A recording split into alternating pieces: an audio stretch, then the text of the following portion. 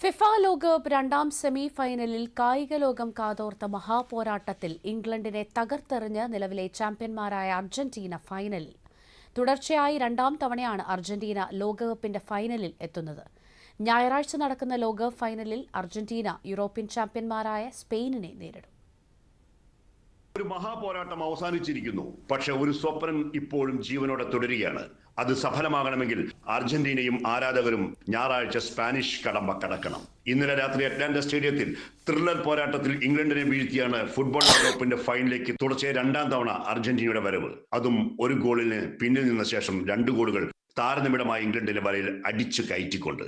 55-ാം മിനിറ്റിൽ Antony Gordon ഇംഗ്ലണ്ടിനായി score ചെയ്ത് Messi പടയെ പിന്നിലാക്കി. Goal വീണതോടെ അർജന്റീനയുടെ ലെവൽ മാറി.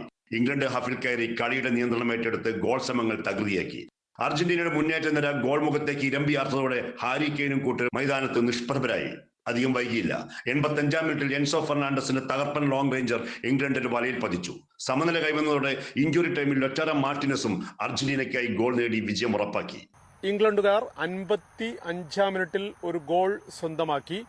ആ ഗോൾ കുഷ്യനിൽ മത്സരം പൂർത്തിയാക്കി വിജയിക്കാം എന്ന് കരുതിയെങ്കിൽ ആന മണ്ടത്തരത്തിന് ഏറ്റവും നല്ല മറുപടി കൊടുത്തത് അർജന്റീനയുടെ ക്യാപ്റ്റനാണ്. അദ്ദേഹം ഗോളുകൾ സ്കോർ ചെയ്തില്ല, പക്ഷെ അദ്ദേഹത്തിന്റെ 2 അസിസ്റ്റ് അത് ഒന്ന് എൻസോ ഫെർണാണ്ടസിന്റെ തകർപ്പൻ കിക്കിലേക്ക്, അതായത് അർജന്റീനയുടെ സമനില ഗോളിലേക്ക് വന്ന ആ ഒരു അസിസ്റ്റ്.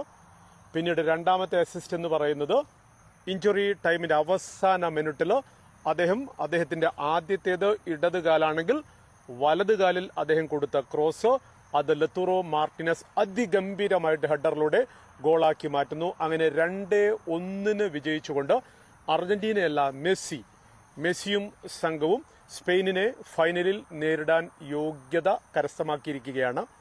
എന്തായാലും ഇംഗ്ലണ്ടിന് സ്വയം പഴിക്കാം. അതെ, ചാമ്പ്യന്മാർ സമ്മർദ്ദം വന്നപ്പോൾ തളർന്നില്ല, അവസരം വന്നപ്പോൾ പാഴാക്കിയില്ല. അവസാന വിസിൽ മുഴങ്ങുമ്പോൾ ആരാധകർക്കായി ഒരു മിന്നും ജയം തന്നെ അവർ സമ്മാനിച്ചു. Suresh Edappal, sports desk, Doordarshan news.